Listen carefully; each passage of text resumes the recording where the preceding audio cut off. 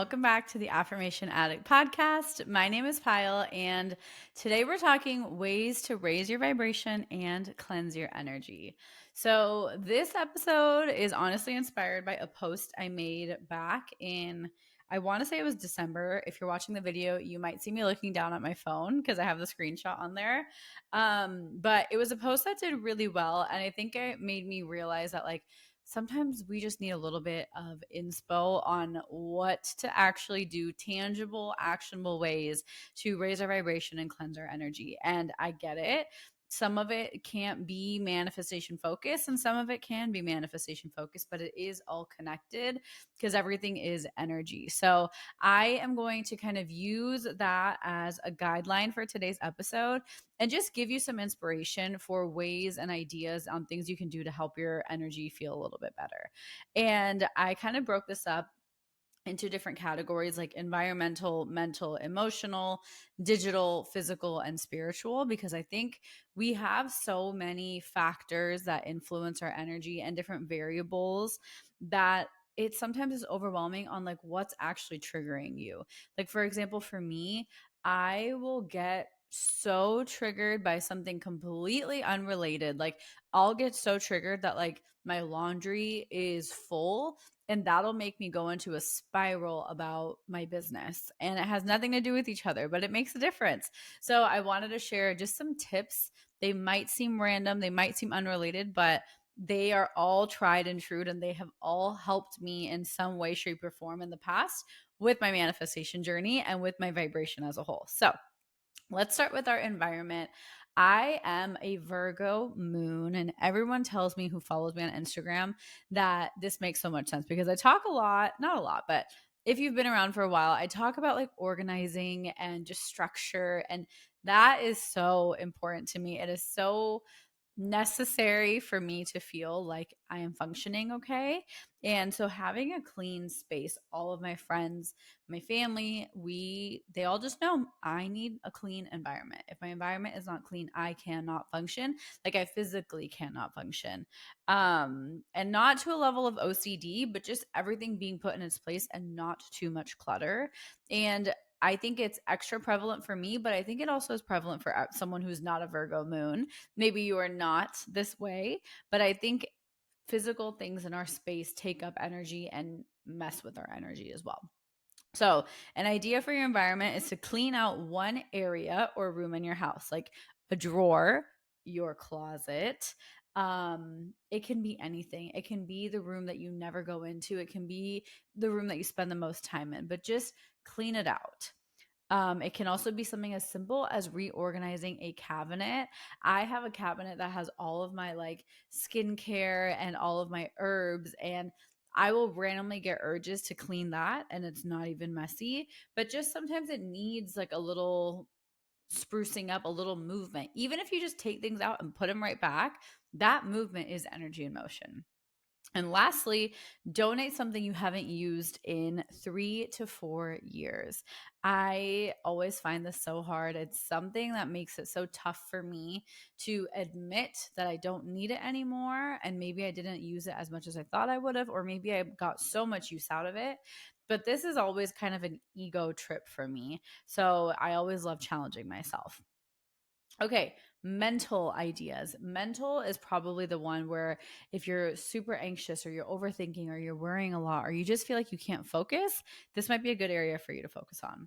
One is just to make a list of everything you want to do, big and small. Writing it down, getting it out of your head, I think is the one of the my favorite things my dad ever taught me. He makes lists for everything and I swear by it. I never feel overwhelmed with what to do when I have it written down.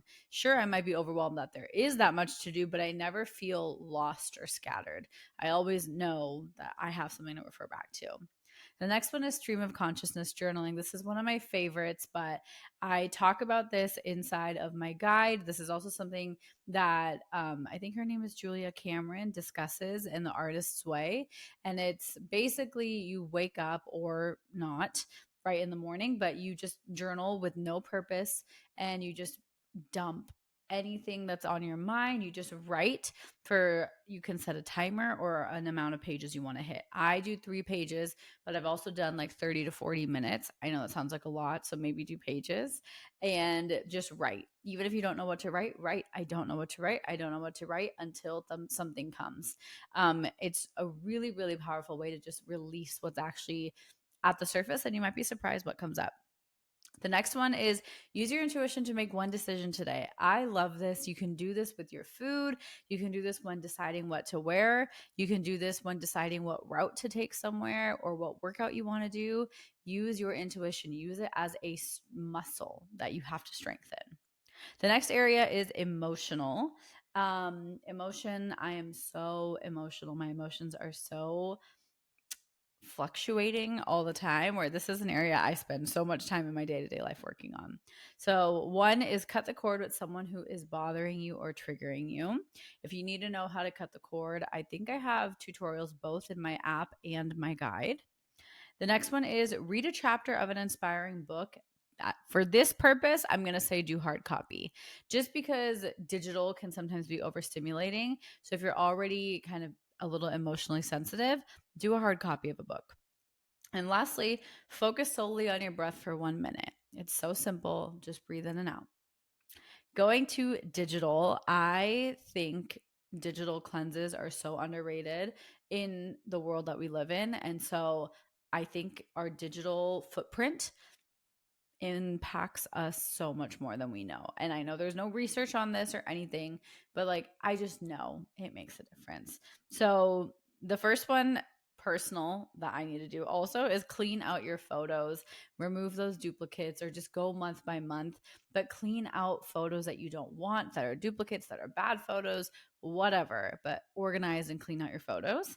The next one is unfollow, unfriend, or mute whoever. I'm sure you thought of someone immediately when I said that. So do one of those 3. Try to get to inbox 0. I am so proud of myself because this is just a natural state for me. I am at inbox 0 with my DMs, with my emails, with everything. I always just try to kind of keep a tab and keep that under control. And the last one is opposite, is get off of your screen for 30 minutes. No screens, eyes closed, no technology, just completely unplug for 30 minutes and just see how you feel. Moving into physical is move your body, shake it off, or exercise. This is something that I think is so helpful, and we sometimes don't realize how much energy our physical body is storing. And if we don't process it, it will transmute into something else, whether it's a feeling, dis-ease, anything. Our physical body needs a little bit of cleansing too. The next one is give yourself a massage to shift stagnant energy. This is something I love doing as kind of a double habit stack. Like after the shower, I always put body oil on. And so lathering body oil, but also having the intention that this is just moving energy that needs to be shifted, or infusing energy that needs to be infused, is such a fun practice for me. And lastly is go outside and feel whatever weather is happening against your skin, specifically against your skin. Feel the sun against your face, feel the wind against your arm or in your hair, wherever, whatever weather you're experiencing, like close your eyes and feel it against your skin. It's really, really healing actually. And lastly is my favorite section, the spiritual section.